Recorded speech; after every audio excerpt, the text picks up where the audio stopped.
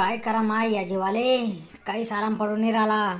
17 दवाखाने झाले, पण आता काय करू, झोप लागत नाही रात्रभर. माणूस बी काही ध्यान देत नाही माझ्याकडे.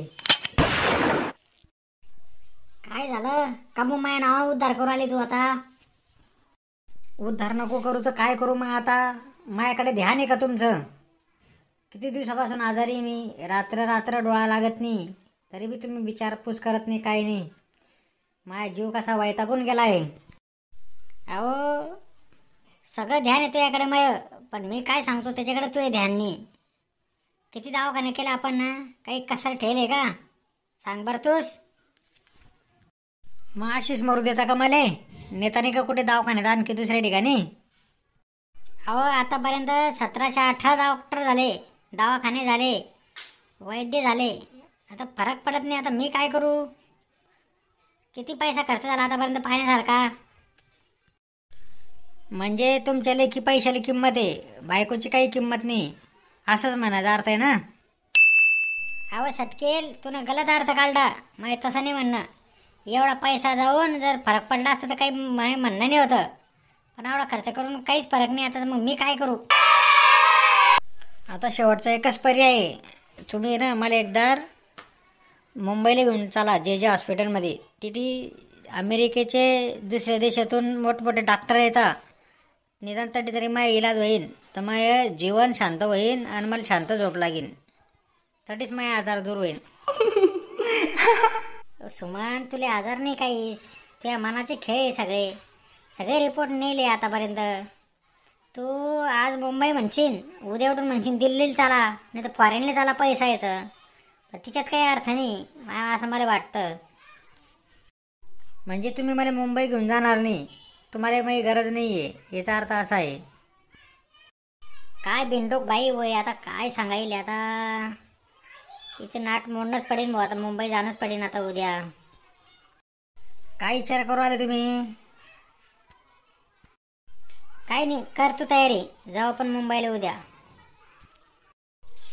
अरे बापरे, काय कळ आली रे बापा पाया, बाबा बाबा, अरे देवा. व काय झालं ते बॅग खाली ठेवा आधी, बसा तुम्ही आधी सोप्यावर बसा, तर पाहू द्या काय झालं तर. कस काय मुरगाळला तो? अरे बापरे, हात नको लावू, हळू नाही राहिला तो. अरे देवा, लवकर डॉक्टरला बोलाव तू. अरे बाप देवा रे, आता कसं होईल देवा पायाचं. हा डॉक्टर साहेब, लवकर या बरं, यांचा पाय मुरगळला, यांना पाय बी धरता येऊन राहिला, आता लय दुख राहिला. या लवकर तुम्ही. बघू काय झालं पायाला. अरे बापरे, डॉक्टर साहेब हात नका लावू, अरे लय दुखतंय. अरे बाप. ताई, मी त्यांना काही गोळ्या लिहून देतो आणि तुम्ही ते ताबडतोब घेऊन या.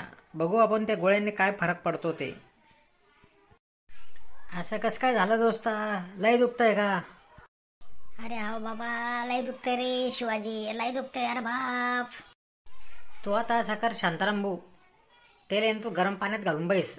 एखादी तास ना शेकला की त्याच्या नसा मोकळ्या होतील. अरे कस काय झालं शांताराम बुई अचानक? काल तर चांगला होता तू, आज मुंबई जाऊ राहिलता. अरे मुंबईत जायला निघाल तू बापा, अचानक पाय मुरगाळला. कस काय मुरगाळला मलाच समजलं नाही. अरे बाप, लय दुख राहिला. अरे देवा. मा एक जोडीदार आयुर्वेदिक करतो तो, त्याला ना त्याला फोन लावतो मी. तो आहे ना तुझ्या एका मिनिटात तुझ्या पायाचा इलाज करीन. हॅलो झुंझुना भाऊ, अरे आमच्या एका मित्राचा पाय मुरगळा झाला, त्याला तकलीफ उराली होते रे. तू जर आला ना आणि दवाई दिली त्याला बरं होईल. ये तू लवकर. ते का ते जगनाडे चौकामध्ये ये तू. कोणाला विचार शांताराम भाऊचं घर कुठे म्हणून. अरे सुरेश भाऊ, ते आयुर्वेदिक आले ना भाऊ, माझ्या भरोसा नाही भाऊ. ते आमच्या गलीतल्या ते सकारामने त्यांना दातदुखीचे औषध दिलं ते का, त्याचे एका टाकानं आहे ना डायरेक्ट पुरे दात पडून जावं त्याच्या दुसऱ्या दिवशी.